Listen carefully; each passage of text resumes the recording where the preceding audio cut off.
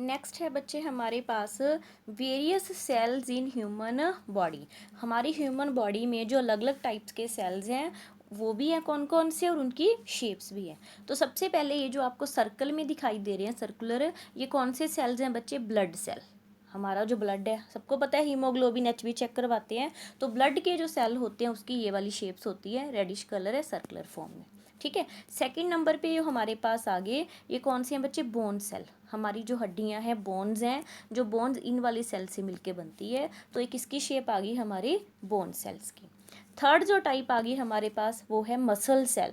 Muscles क्या होते हैं? हम जो हमारे हाथों को किसी भी चीज़ को मूव करते हैं, कॉन्ट्रैक्ट करते हैं, एक्सपैंड करते हैं, काम करते हैं, मूवमेंट है जो हमारी बॉडी की, वो सारी किसके कारण होती है बच्चे? ये वाली मसल्स सेल के कारण, और ये वाली होती है हमारी मसल सेल की शेप।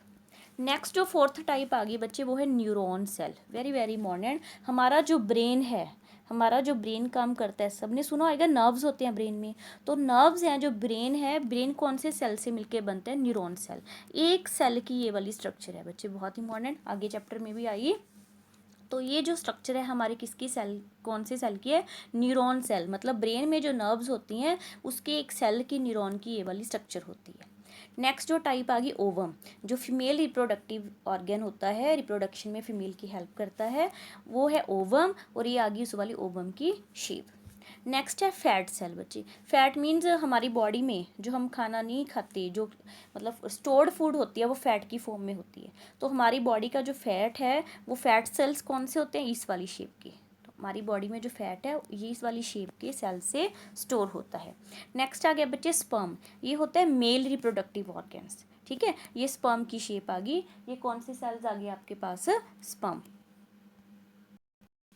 नेक्स्ट टॉपिक आता है बच्चे हमारे पास टाइप्स ऑफ ऑर्गेनिजम्स। क्या टॉपिक हमारे पास आता है? Types of organism on the basis of number of cells. Means अब जरूरी तो नहीं होता कि सभी ऑर्गेनिज्म की बॉडी में सेल्स बराबर ही हों। बहुत सारे ऑर्गेन्स होते हैं जिनकी बॉडी में सिर्फ एक ही सेल होता है। वेरी वेरी इंपॉर्टेंट बच्चे, uni. Uni means one. Unicellular organism means क्या आ गया? One celled organism. मतलब जिन ऑर्गेनिज्म की बॉडी में सिर्फ एक ही सेल्स होता है उनको आप बोल देते हैं यूनिसेलुलर ऑर्गेनिज्म। तो it is a single celled organism, मतलब सिंगल सेल होता है जिनके अंदर, उनको यूनिसेलुलर ऑर्गेनिज्म बोलते हैं। अब एक सेल है तो ऑब्वियसली सारे फंक्शन एक ही सेल करेगा। जितने भी बॉडी के काम है, बॉडी में सेल ही एक है तो एक सेल ही काम करेगा सारे। तो all functions are performed by single cells. अब एक सेल सारा काम एक सेल करेगा तो नो डाउट वो कितना टाइम जिंदा रहेगा? जल्दी ख़त्म हो जाएगा। तो लाइफ स्पैन मतलब उनकी लाइफ जो टाइम है, लाइफ टाइम भी उसका क्या होता है? शॉर्ट। क्लियर? फिर से बता देती हूँ। सिंगल सेल्ड ऑर्गेनिज्म होते हैं जिनके अंदर सिंगल सेल होता है, उनको यूनिसेलुलर ऑर्गेनिज्म कहते हैं। सेकंड, इसको पॉइंट की फॉर्म में भी कर सकते हो बच्चे। सेकंड पॉइंट क्या आ गया? कि सारे फंक्शंस है वो एक ही सेल करता है। थर्ड क्या आ गया? अब एक सेल काम करेगा तो उसका लाइफ स्पैन क्या होता है? शॉर्ट। फिर आगे बच्चे एग्जाम्पल, कौन सी एग्जाम्पल है जिनमें सिंगल सेल होता है? Amoeba, bacteria, paramecium. Very very important बच्चे, आपने ये डिफरेंस भी बहुत अच्छे से याद करना है, बहुत इंपॉर्टेंट है। और ये एग्जाम्पल तो लर्न करनी ही करनी है कि यूनिसेलुलर कौन से होते हैं और मल्टी सेलुलर कौन से होते हैं। नेक्स्ट हमारे पास टाइप आती है बच्चे multi cellular organism. Multi means many.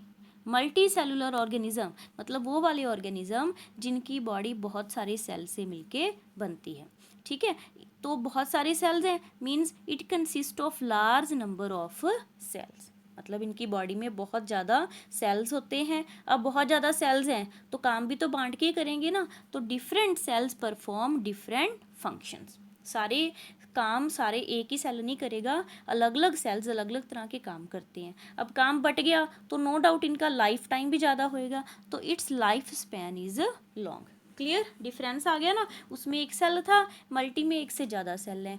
Single में सारे काम एक सेल करता था, मल्टी में सारे काम अलग अलग सेल्स करते हैं। उसमें एक काम करता था तो लाइफ स्पैन शॉर्ट था, और मल्टी का लाइफ स्पैन क्या होता है? लॉन्ग। एग्जाम्पल्स क्या आगे बच्चे?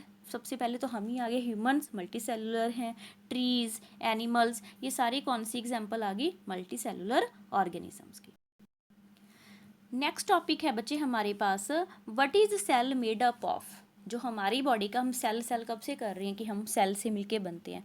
तो what is cell made up of, cell किससे मिलके बनता है, किन किन चीज़ों से मिलके बनता है। तो सबसे पहले तो ये वैसी है मेन चीज़ समझने वाली, मतलब लर्न कर लो। Every single cell do basic functions, वो तो पता ही हम पहले बोल चुके हैं कि सेल हमारी बॉडी का फंक्शनल यूनिट है, बेसिक यूनिट है।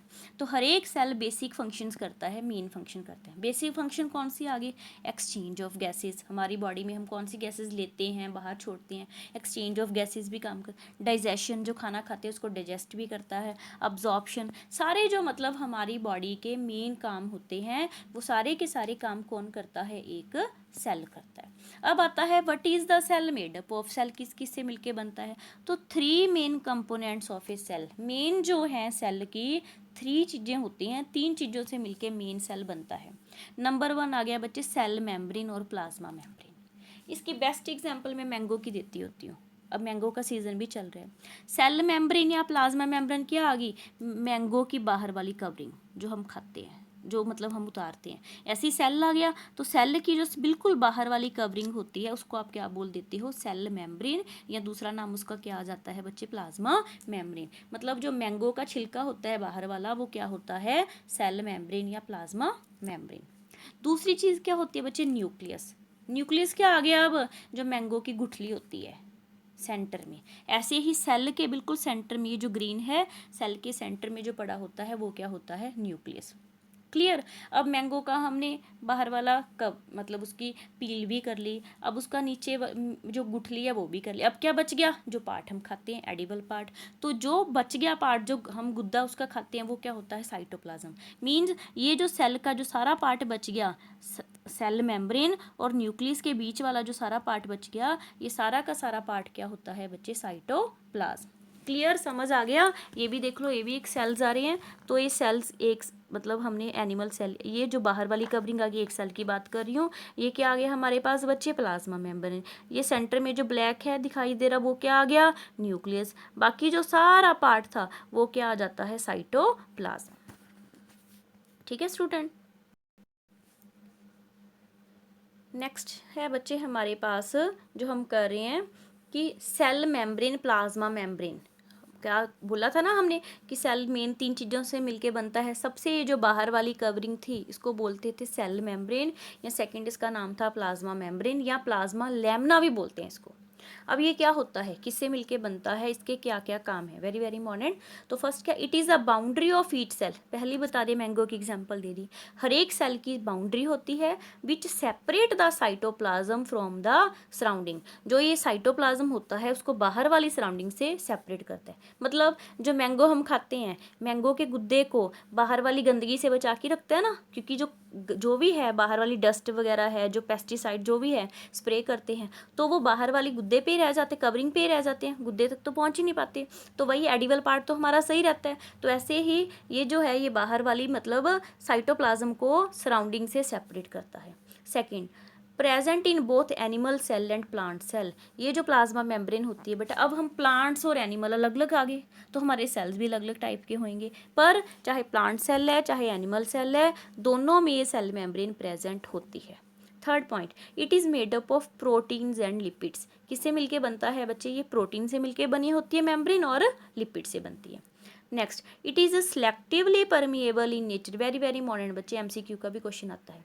Selectively permeable in nature, it allow some minerals in and out of the cell. Means permeable मतलब परमिशन देना, सिलेक्टिव मतलब सिलेक्ट करके। अब सेल के अंदर कौन सी चीज़ बाहर से एंटर करेगी या कौन सी चीज़ अंदर से बाहर जाएगी उसको ये सिलेक्ट करता है पहले और फिर परमिशन देता है। मतलब हर एक चीज़ सेल के अंदर नहीं जा सकती, सेल से बाहर नहीं जा सकती। ये जो प्लाज्मा मेम्ब्रेन है ये सिलेक्टिवली पहले सिलेक्ट करती है फिर परमिशन देती है कि कौन सा मटेरियल अंदर आएगा सेल के या बाहर जाएगा। कुछ मिनरल्स को ही अंदर आने देती है और कुछ को ही बाहर। इट इज़ फ्लेक्सिबल, हाँ जी ये फ्लेक्सिबल, रिजिड नहीं होती, मतलब थोड़ी बहुत इसकी शेप चेंज भी हो जाती है। ये फ्लेक्सिबल होती है, कैन बी फोल्डेड, फोल्ड भी कर सकते हैं इसको, ब्रोक भी कर सकते हैं, टूट भी जाती है, रीयूनाइटेड और दोबारा से यूनाइट भी कर जाती है।